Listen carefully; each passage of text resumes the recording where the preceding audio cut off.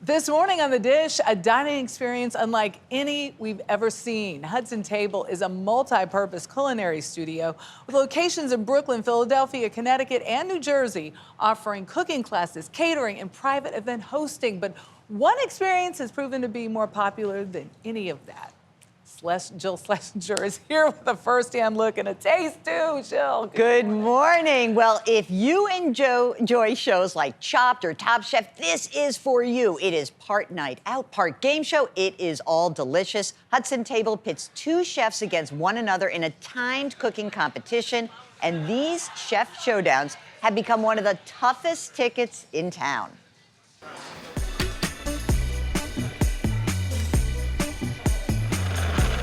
Fine dining at a frenetic pace.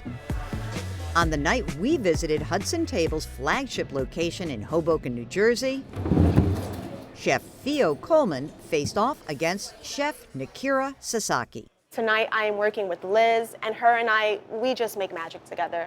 I'm joined by Sev. It's my favorite two chefs to work with. We're a dynamic duo, and we're gonna win. All right, so course one. Both of them planning, preparing, and plating a three-course meal using the same list of surprise ingredients given to them just before their guests arrive. Do you think about what you're going to do with this, how it integrates with your first course also? Yes, first thing I think of is efficiency. While the whole time, the clock is ticking. All right, chefs, are we ready? 40 minutes on the clock. Let's get started. Tonight, both chefs are tasked with using a pomegranate syrup, barley, and Nilla wafers in any way they see fit. I think if they could put the Nilla wafers in one of the entree dishes, that would be interesting. Oh, come on. After racing against the clock, the next challenge is wowing the 20 guests who don't know what's coming and are keeping score. The chefs are betting big on their abilities in hopes of coming out on top in the contest. But risk-taking and competition, as we found out, are deep in the DNA of Hudson Table. Before starting Hudson Table in 2014, founder Alan Barry was a professional poker player. But his biggest victory in 2011 essentially ended his days at the table. I won a World Series of Poker bracelet, just under $900,000. Most people would have been like, great, now I have money for poker. I was like, great, now I have money to have the flexibility to venture into other things. Attending a cooking class with his wife inside an Atlantic City casino sparked something in Barry. I knew that you'd be paired with another couple. And I walked up to this couple and I was like, I don't want to talk to these people. This is gonna be awful. And then we had the best night ever.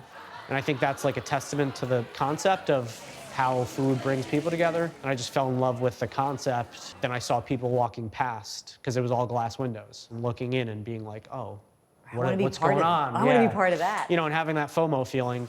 The guests at chef competitions definitely aren't missing out. They dine on not one, but two three-course meals. Things get started with the first course, a Korean meatball with a gochujang pomegranate glaze from Chef Theo, and a sweet and salty steak katsu breaded with Nilla wafer crumbs from Chef Nikira. I like the simplicity of like this little thing that bursts with flavor. Followed by a main, Chef Theo's African suya steak with pistachios and green chutney, and a tri-color chicken ravioli by Chef Nikira. While both were a visual feast, the reviews were mixed.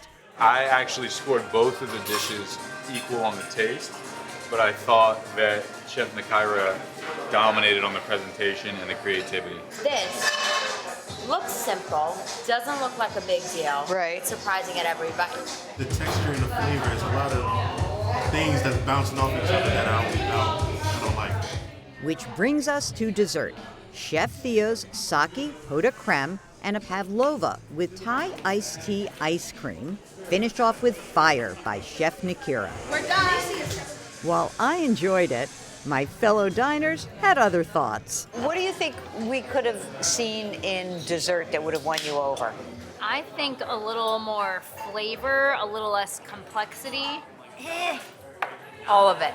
5, 4, 3, 2, 1. But the criticism isn't just shared at the table. After rating each course on taste, presentation, and creativity, the guests provide their feedback to the chefs.